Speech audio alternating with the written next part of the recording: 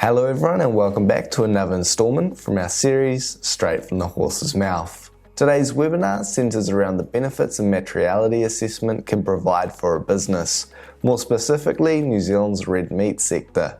thinkstep-anz's very own CEO, Barbara Nebel, is today's host, and she speaks to Justin Courtney, who is Head of Communications and Sustainability at Silver Fern Farms. As well as this, he is also a representative of the New Zealand Roundtable for Sustainable Beef. Justin talks about how communication with stakeholders was a crucial part of the materiality assessment, allowing them to identify important areas such as animal welfare and ethics, as well as transparency, measurement and verification. Here's a sneak preview. The need for us to tell a better story, because what we do in New Zealand is different to how food is produced globally.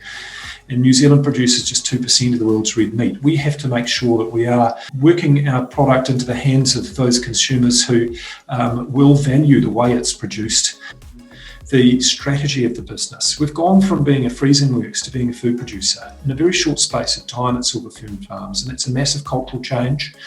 We are trying to create long-term sustainable value. We want our farmers to be on that land, protecting their soils and biodiversity and animals, and passing it on through generations. It is what makes New Zealand farmers a little different. Overall, this webinar can serve as an insight to the importance of undertaking the materiality assessment, and what makes it more interesting, it revolves around the sector which is one of New Zealand's largest exports. With that, let's get started. Hello and welcome to everyone to another webinar in our series Straight from the Horse's Mouth, Insights from Experts in 30 minutes. Our guest speaker, as I said, is Justin Courtney. He's Head of Communications and Sustainability at Silver Fern Farms, but he just joined us today as a member of the New Zealand Roundtable for Sustainable Beef. He has got over 15 years experience in the New Zealand primary industry, covering dairy and now beef, and generally speaking, anything to do that Silver Fern Farms is involved in. And I'm very much looking forward to hearing from you in a moment, Justin. Feedback we get from clients is that it really helps to understand business risks. It helps to build and refine sustainability strategy, to develop closer stakeholder relationships.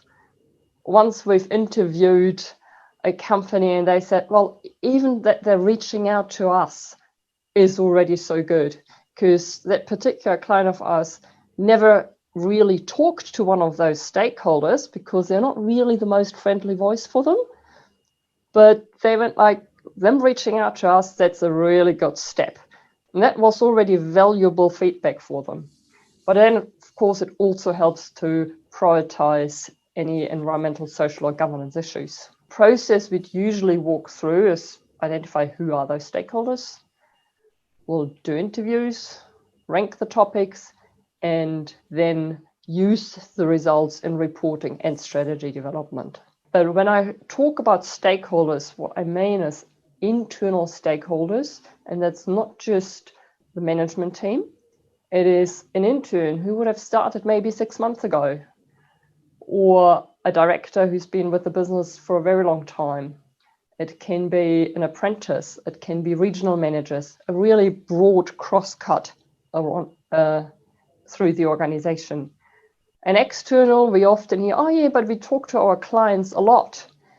Well, external stakeholders looking into the business are a lot more than just the clients. It would be tangata whenua, it would be partners, local communities, can be peers as well. So quite important to have a broader view. And for all of those stakeholders, we'd use different techniques, bring them together in a focus group, have a workshop, sometimes a questionnaire is a good idea. So different ways of engaging. To give you one example of what it can look like is these are the topics that are identified. These are the dots that end up on the matrix. And then we'll talk to the stakeholders to do a ranking to find out how important are they, but also how important are they to the business. So first of all, we identify what are the dots, and then we'll define where on the matrix do they sit. That can look like a matrix or like a radar. That's just for me to give you a bit of a flavor. And now I'll hand over to Justin, who can tell you a little bit more about a whole sector taking this approach. Tēnā koutou katoa, ko Justin Courtney aho. As Barbara said, look, I'm representing a voice, one of those stakeholders in New Zealand's red meat industry, Silver Fern Farms, and we're part of a larger group of the New Zealand Roundtable for Sustainable Beef, which we launched last November. Really appreciate the opportunity to share with you a little bit of the process that the red meat sector has gone through since we started this in 2018 to understand our stakeholders, understand what mattered to them in terms of importance, and have used that to inform a strategy for our sector as we take our product out to the world and show them a little bit of New Zealand and what's important to us.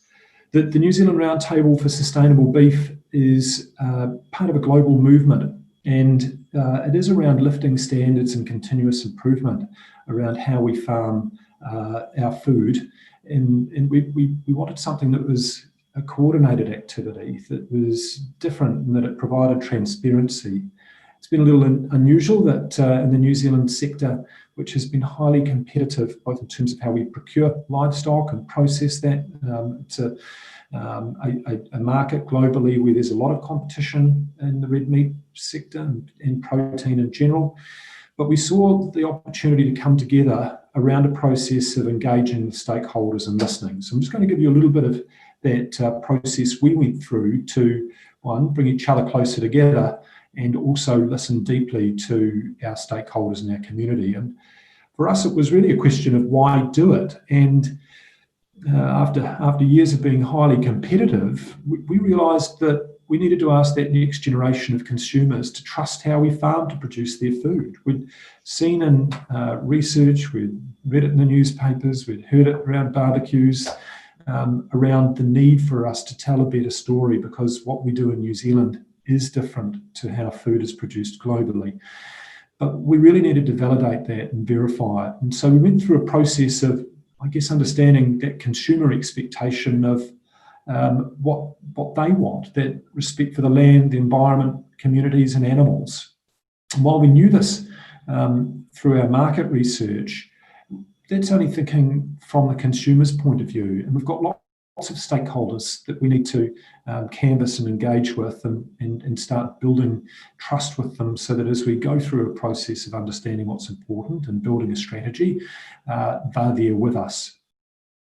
So for us, listening, that was key. We needed the vehicle to listen to that broader group in the community so that we could lift that performance across the whole value chain, not just as a marketer and processor like we do at Silver Fern Farms, but understanding what happens way back at farm, taking that through to the processing, understanding the other communities that support farming and food production, right through to the retailer and the end consumer. So we engaged thinkstep back in 2018 to build a program that was funded through the Red Meat Profit Partnership. Now, that was a government initiative to lift performance in the agricultural sector, but specifically around red meat, and foster ongoing production gains, but also social gains, and understanding how farmers learn and can then continuously improve. Now, sustainability is about that. So for us, we thought we'd go through a process, which you can see in front of you, a mix of stakeholder interviews, some stakeholder focus groups, a survey, so all those tools that Barbara showed you before in that matrix, and then bringing industry leaders together for a workshop so that we could prioritise the importance of what we were hearing and learning, and put that into our report, which was really important to us, that we could see that that the different needs across our stakeholder groups. So just here, look, this is kind of a typical barbecue, people enjoying great food, but we can't just think of that consumer. We've got to go back through to our customers, local and global. So we talk to German customers, Klugart, who had a really deep sense of what was happening in Germany, Marks and Spencer in the UK, McDonald's with their massive global footprint. They really do care about driving good behaviour and improvement in the red meat sector. Environmental NGOs, Fish and Game, Forest and Bird, Worldwide Fund for Nature, who've been a really important global partner around lifting performance. Animal welfare groups like the New Zealand RSPCA, local and central government, so getting views from ECAN as well as ministerial departments. A lot of advisory services. Finance is really important because you need to understand what funds and fuels a lot of the behaviour change that's needed throughout the sector. Lobby groups like Federated Farmers and as I said, EDS. Really important, getting the view of the people. We have in Silver Fern Farms alone over 6,500 people who are union members who are processing food to incredibly high qualities of food safety and standards. We needed to know how we look after them and what their views were in this. So it was a great opportunity to engage with the Meat Workers Union. Getting that view from tangata whenua was crucial. So we worked with FOMA through this process and other peers in the food industry, right through the value chain, including dairy, including other areas of agriculture and agribusiness, so that we could get both a market lens and also see how that whole production system fits together. Look, here's our matrix around those material issues. And as you can see, there's a broad basket of areas for our industry to look at how we focus. And over 26 of these were identified. But 5 here were seen as most important. And they have started to inform not how we report yet, but how we act now and build our strategy. So as we're looking at issues like water quality and use, animal welfare and ethics, on-farm environmental management, and transparency measurement verification, it's an opportunity, I guess, for the industry to be more coherent and have that vision. We hadn't had that prior to this process of pulling different, normally competing interests together and putting them all on, I guess, on that same page around what is important to us and how we send our food through to consumers at home and around the world. Now, similar to the example that Barbara showed, we looked at where there was alignment and a disconnect between internal stakeholders within our industry and our external views to try and find out, are we missing something as a sector? And how maybe there's a gap around practice or just communicating it. It was really important for us to see the expectation from our external stakeholders and also those from the internals. And look, one of them that really struck out for us was that no one's really afraid of the rise of alternative and synthetic proteins. Everyone has to eat in the global world, and New Zealand produces just 2% of the world's red meat. We have to make sure that we are working our product into the hands of those consumers who will value the way it's produced. It is a small niche. We need to own it. We need to own it by doing good. So you can find all this report online on the RMPP website. So if you Google RMPP or New Zealand Roundtable beef, the reports on those websites, it's helped inform our strategy. And I'm going to give you just 2 examples of how we've done that. The first of them is a program that has been funded through that Red Meat Profit Partnership. It's called the New Zealand Farm Assurance Program. It's a united standard of external verification of origin, traceability, food safety and animal welfare.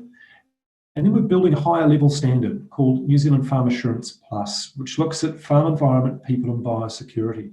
But it also covers off aspects like greenhouse gas emissions, water quality, land management. It's really important for us to be able to peg that back into what our audiences and stakeholders were telling us about. It's got great alignment across our sector with every New Zealand red meat company now signed up to this program. So it cuts out a lot of confusion for our farmers and also for the market who want that validation across a broad range of sustainability drivers. Using that tool, ourselves in collaboration with ANZCO and Greenly, 2 other red meat processors, supported by Beef and Lamb, our industry body, and McDonald's as a consumer, looked at how we would validate throughout the life of an animal all of those sustainability data points and how that animal's been raised with care and respect, and how we've processed with respect for the resources that we use, validating that all the way through to the consumer's hands. Really important, something that globally has been recognised for the way that we have used data to validate that transparency through our supply chain. So look, for me, that's the two examples of how we've gone through embedding what we learned through that materiality process into practice, so that industry players like ourselves can learn from that and give consumers food that they really trust. So look, if you're looking at sustainably produced beef and to see how we've gone through this process, visit the website. Thank you very much, Justin. We've got the first question here. How has the materiality assessment and subsequent journey impacted your day-to-day business operations, how your customers view you, and how the employees feel about working there? But quite a lot of that in that question. But yeah, look, really good question. The little point of difference for us was that Silver Fern Farms had already been through a process of materiality back in 2016 and had very specific questions back to our people, back to our own customers and stakeholders. There's really good alignment with this work that was done 2 years subsequently. Some areas like traceability had certainly stepped up in this assessment that was put together for the industry. And at Silver Fern Farms, how we've used the information that's come through the discussions in this process, as well as others, we've put a large focus on digital and understanding that transparency through our supply chain, back on farm, driving the uptake of tools that farmers can put on here and easily validate while they go about their day job, driving that back through systems within how we plan and process and deliver food to the world. I think the partnerships that we have with New Zealand companies like Oratane around New Zealand traceability and being able to prove the provenance of food, it's really reinforced that strategic direction, and it's been really important for us. But the other point, which was quite different here, and we kind of knew it through our own dealings, was just the importance of dealing with the Meat Workers Union and getting their buy-in and involvement in the strategy of the business. We've gone from being a freezing works to being a food producer in a very short space of time at Silver Fern Farms, and it's a massive cultural change. Our people now know that we care about them. We see the lifts in staff engagement, and health and safety trends are going in the right direction, and we're supporting them more holistically around Hawara, which is really pleasing. This work validates that, and it's meant that we've opened up that dialogue with the union on a broader range of issues. I think that's been one example of a good uptake. I think that's really good insight, especially doing it at a time that, or after a company has changed so rapidly, to really re-engage with employees and show that value back to them. We do have a second question. Can you give some more detail on how you prioritize your material topics? What did you use as a basis for prioritization? Yeah, good question. Look, we had I guess a smorgasbord of material topics that came through to us from the background research that the ThinkStep team did first of all. So it's important through this process that you choose people who will go and look at those mega trends that do affect you, and look at the risks to the industry as well that inform the process for delivering those surveys and the workshops. And then there's a process really of asking those involved to rank in order of importance or impact on the business from that smorgasbord. It's a bit like saying, there's a whole lot of food on that table. You've got lamb rack and you've got tenderloin and maybe a venison cutlet. You've got to choose which one. And really, really useful for us, because you can then see where there's that connection or disconnect between your internal and external stakeholders. So if we go back to thinking through that report and those diagrams there around how that ranking process was carried out, that's all in that report. So visit the website. It shows you that in good detail, but it also makes it visual. So those spider radar graphs are quite important, because that's after people have been asked about their level of concern. But also in the industry, we got that group of stakeholders to look at the business impact of those issues. really important. One thing I didn't cover here was also just the sense of urgency that as an industry, we asked through survey, how urgent is it for us to tackle some of these issues? Now that was a little different, but we did need to know not just an issue in order of importance, so will it be critical to our industry's ongoing sustainability and survival, but how soon is this pot boiling? And not just as a risk, but also as an issue of opportunity. Now, I think that was also useful in informing some of the work that we've done subsequently. I think there were two aspects, right, to how they are prioritized. One was really that survey back to the stakeholders, but then the other one was the workshop, and that is where we had a number of criteria, and I think urgency was one of them. Yeah. Risk, I think, was another one, and how does that topic has impact on creating value for the industry, or the reverse. So either creating more value, or would it risk creating value? So those were, I think, the three criteria we had for the business impact part of the of the axis on the materiality matrix. A really important point you've just mentioned there, Barbara, around value creation, because essentially that is how we've used materiality to inform business strategy within our business, but also within the sector. We are trying to create long-term sustainable value. We want our farmers to be on that land, protecting their soils and biodiversity and animals, and passing it on through generations. It is what makes New Zealand farmers a little different. And if we can understand where we can create that value through that whole food chain, or as Silver Fern Farms calls it, our chain of care, we've got some good information coming through. So value creation is a central pillar to how we think through this. And I've got one other question for you. You've mentioned that there was a materiality assessment done a few years ago. Would you have observed any key changes in what are the most material issues over time? Yeah, look, Silver Fern Farms carried out our own materiality survey, as I said, back in 2016. And we know through our own surveys of consumers, of customers, and of our farmer suppliers, which we carry out annually, that some trends had started to change and shift.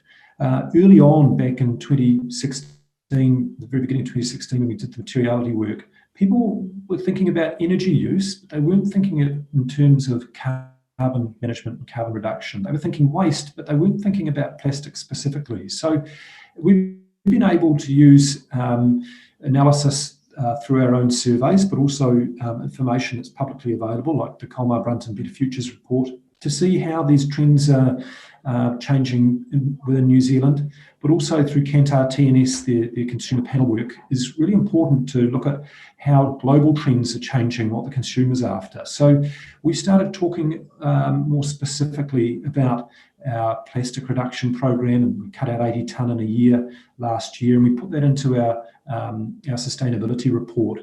We also decided that we couldn't just deal with energy management anymore. It had to be linked back through to verified carbon reduction. And so we went through a process of getting an externally validated carbon footprint.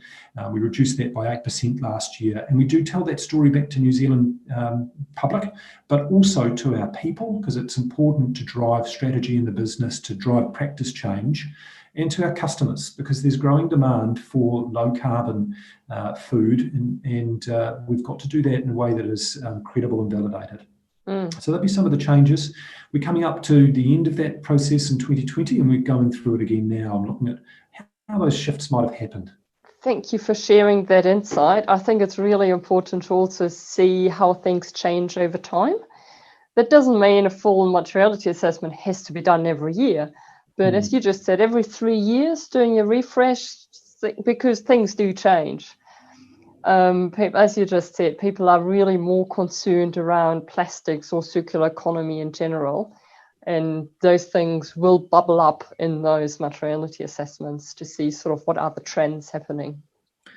Look, I think some others that might have moved, Barbara, would be things like diversity and inclusion. Back in 2016, New Zealand companies outside of government weren't as seeing that as such a critical issue, but I think globally our customers see us as being quite ahead in that. It's a point of difference. It's something we should celebrate. It's also something that we can still improve. So I would expect to see some changes around how we think about what's important to our people. And look, that informs strategy as we change within our business. Look, this materiality survey carried out on behalf of an industry does take a slightly higher level look at some of the challenges. Great to see a lot of common themes through that. Animal health and welfare, crucial for us as an industry. We need to show respect through the process, and that's what's driving some of the programs that have come out of this work. What I really liked about your example, or the sector taking that approach, is also what we often have is that very small businesses go, can't really do it on our own. But taking a sector approach gives really all businesses in that sector a really good tool to work with. And then the ones who want to take it further at least have a very good basis to work on. So that's what I thought was really good, as in taking an industry perspective. Because traditionally, materiality assessment is done by one company because they want to inform their reporting. It's moved more towards that forward-looking view as an inform a strategy, what you have done, but also that sector approach. So don't underestimate the value in collaboration and that engagement, not just with people who are challenging you, which is central to this. It's not just about putting everyone who thinks the same in the room. It's about putting that diversity of views into the room and being open and listening to it.